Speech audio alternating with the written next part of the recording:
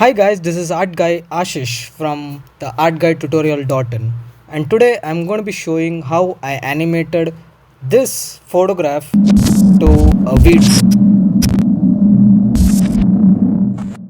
If you haven't seen the yesterday's video, you can just go and see it in my channel. Feel free to subscribe to my channel because we are going to hit 100. And the most important thing is that today I'm going to be teaching Premiere Pro edit, like how you edit in Premiere Pro your photos to videos. It's pretty basic. Let's jump into the video. So let's go to the software and open Premiere Pro, and this was a dialog box there. New project, I clicked it, browsed in, I set my folder, I clicked OK. Then I right clicked on import media to start, and I went to new sequence, took a new sequence. Well, I used the DSLR, digital SLR 1080p and 1080p 30 frames. That is what I used. And down you can even change the name to sequence whatever you want. And what you can do is go to settings, and for Instagram there is 2000 by 2000 is what the frame you can set it, or you can set it by default whatever frame you want to set for and video edit, but I'm editing it for Instagram. You can see that there is a new sequence there, and even the timeline has popped up. Go to file, import, and select the file that you wanted. Well, I'm using this Photoshop file. Photoshop file can be imported in Premiere Pro. Importing Photoshop file into Premiere Pro will take you some time because most of the time your Photoshop file will be very huge, so it will take some time. Need to wait. First, what I did is I took the light off part, put it in the timeline. I had to set it properly, like how much frames I wanted it. Now to zoom in Premiere Pro to see the frames clearly, how much frames you wanted, you can click onto the plus in the keyboard, or you can scroll your scroller in the mouse and click onto the C tool to cut the part which you don't want. Again, go back to the effect panel and go to effect control, scale it to the part that you wanted it completely. Once you're done with that, go back to copy this effect, because you will need it in light on. Take the light on file, put it on the timeline, set it properly completely as you set it before, and check it out properly. But this part you need to scale it, so this time you can put the paste. And once you do this, just click it and drag it and put it in the next side near to the light off, so it will be looking like blinking. But the thing is that I wanted it properly. You can click and drag it properly to the point where you wanted it, and then set that click for the light on also.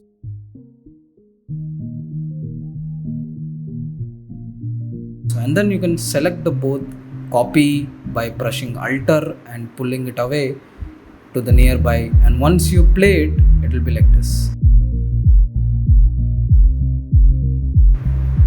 You can play it multiple times and to have a confirmation. And once you're happy with this, select all this and again do the same process of copying with Alt and all this. I wanted it a big light, and then I did some nesting. Now nesting is the same thing that you do in Photoshop as group. And once I was satisfied with this, I again did one more nesting just for and bringing lot of lights. And once I was satisfied with this, I again gave this to nest and another nest. So basically like a lot of nest, a lot of group. And I took it to an upper layer, upper layer, and I just wanted to see if this goes on well when I set the clip speed to 120. To get the clip speed duration, you can always click to Ctrl R, and if I set it to 80, it will go to a very slow stream. That one I'm not so happy about. And if I do it to something 150, it will go to a very fast stream.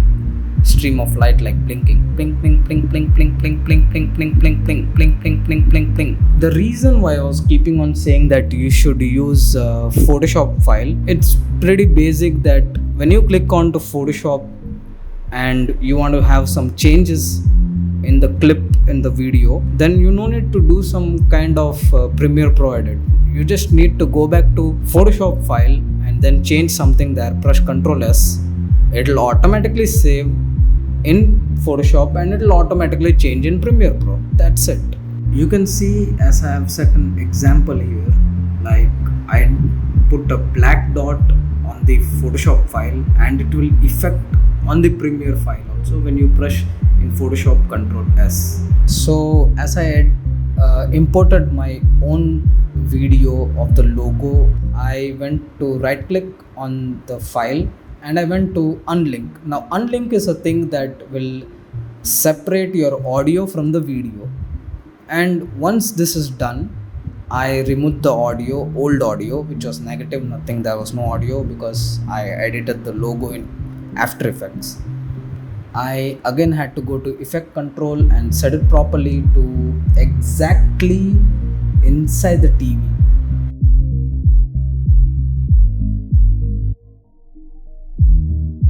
There'll be a little bit of mistake until you set it exactly to the place where the TV and the robot human is there.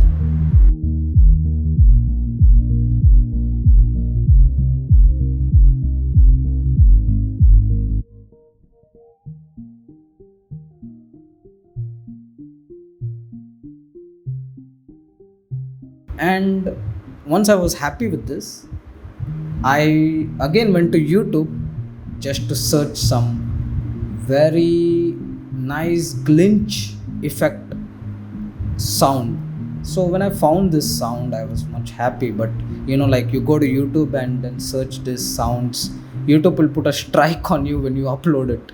It'll say that this is copyright. So the thing is that go to YouTube and type non-copyrighted things. So when you get non-copyrighted things, YouTube cannot put a strike on you. That's the best point of tricking YouTube. Set it exactly where the logo is, and once you do this, your file will be looking very awesome. And lastly but not the least part, I wanted to add a little bit of effect in the sound that the sound is being ending. So what I did is I went back to effects, which is in the screen, you can see it. I went to effects, I went to exposure fade, and I used that in the audio at the end. And then I even wanted to use something in the video because it is just going like there is no end in the video. It's just going like a dim screen. It's just so awkward. So what I did is I again went to effect. I wrote there cross dissolve. Cross dissolve is an effect that will blend your video. At the end it will show that the video is being ending clearly. So I used this in the logo animation and also on the robot kind of human. I was pretty done about this. I went to the last frame and I clicked O there. Now O is for out and I is for in.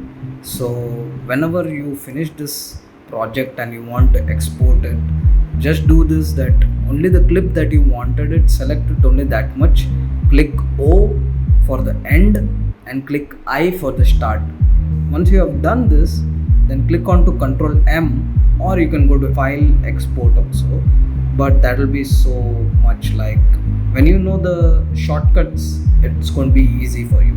So click on to Ctrl M, then go to output name, select the folder that you wanted to save this file while you export it, and then go down to the video part, the target bitrate, and while you increase it, even the MB will grow and increase to a level that sets that MB is complete.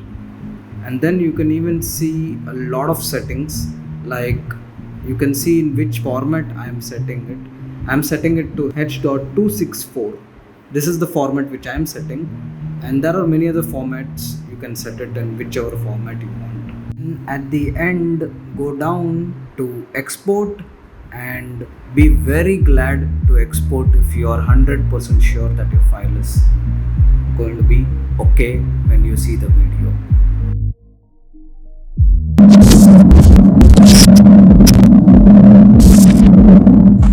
So there you have it, how I edited 2 photographs to 1 video in Premiere Pro. And feel free to hit the subscribe button, hit the bell icon for more notification, and don't forget to follow me on Instagram, and don't forget to follow me on Facebook page. The link is in the description. I'm signing off with saying you bye.